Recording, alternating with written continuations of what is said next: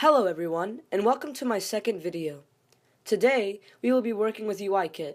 Our goal is to understand the key elements in making an application with an appetizing user interface. Towards the end of the video, we will create a very simple application which displays text using a label, a text field, and a button. Alright, let's get started. So first, we're going to open up the Xcode application, and we're going to click on Create a New Xcode Project. I'm going to be choosing the single view application, and you can call it anything you want, but for the purpose of this video, I'll just be calling it Basics of UIKit. And Swift will be the language, the devices will be set to universal, and do not check use core data. Create it to anywhere you want to. Okay, so now we're good. So you're going to see a lot of stuff on the screen right now, but we're only going to be talking about the most important parts of UIKit. So the first file you see is the app delegate. You can treat the app delegate as the secretary of your app. It decides what to do when the app is experiencing disruptions, like phone calls or a timer reminding you to wake up. The methods listed here handle these different application states. So the first one you see is did finish launching with options. So it's pretty self-explanatory. The application will resign active, what happens when you, say, press the home button on an iOS device.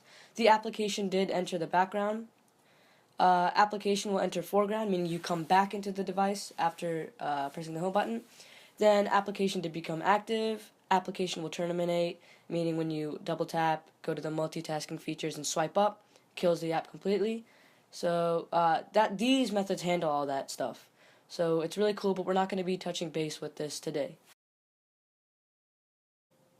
Let's hop on to our next file, the view controller.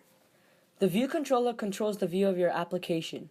Here, we can write code to change different elements in our view. We also connect our UI elements from the view to our code in this file. The last important file that we will be dealing with is the main storyboard. This is where the icing on the cake is added. We can easily drag and drop UI elements onto our view. If we run our application using an iOS simulator, we will see our elements on the screen. So we can drag and drop a label here, right on our view. And you can choose any iOS device you want. I will be choosing let's go with the iPhone 6. And our view, make sure we just change the size to, let's go iPhone 4.7. And center our label. This makes sure we can see it easily. Now let's run our application. Okay. So it succeeded. Now we can see our iPhone.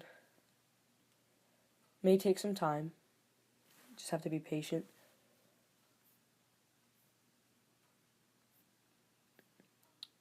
Okay.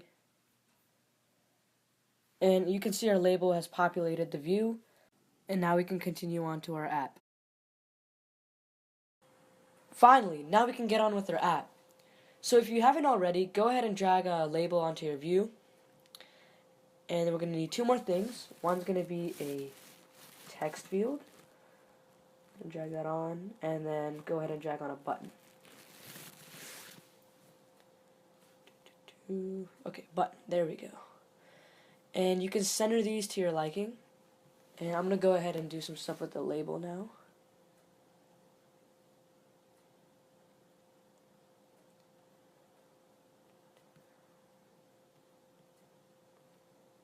Go ahead and center your label. And let's center the text field.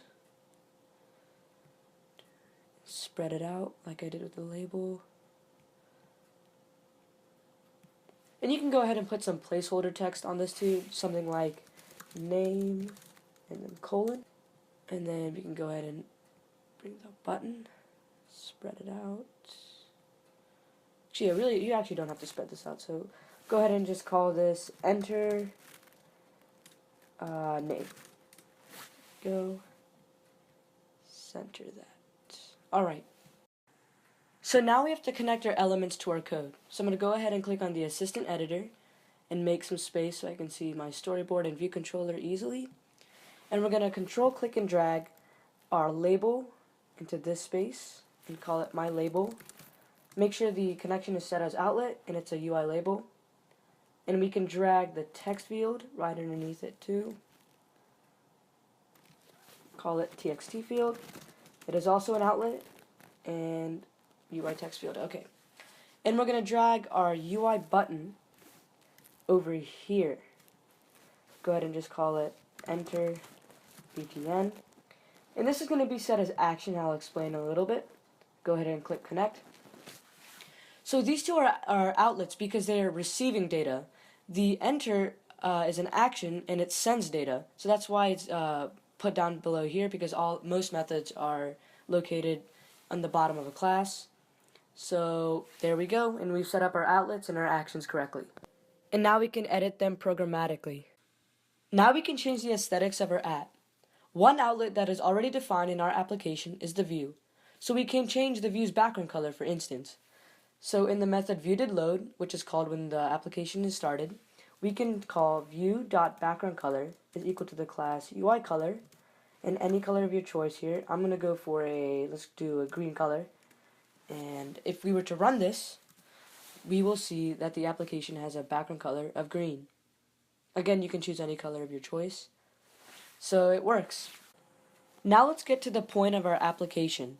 When a user enters some text in the text field and hits the enter name button, the label should update to hello, comma, and the name. We can do this with one line of code.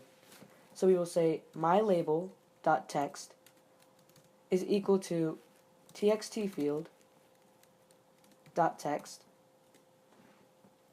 And actually, let's just run this first to make sure everything's working.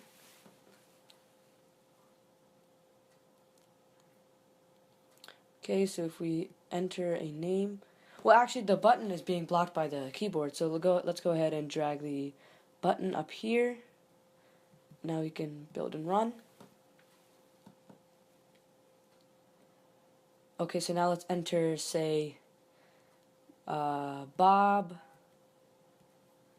enter name, and it says Bob. Okay, but we wanted to say hello, comma, Bob, so we can easily do that by saying hello, comma, and then txt field.text. We'll paste that in there. And to call the variable, we will need to use the special Swift notation of backslash. Okay, there we go.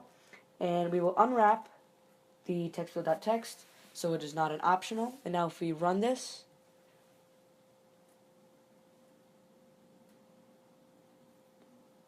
now we can enter, say, Dylan,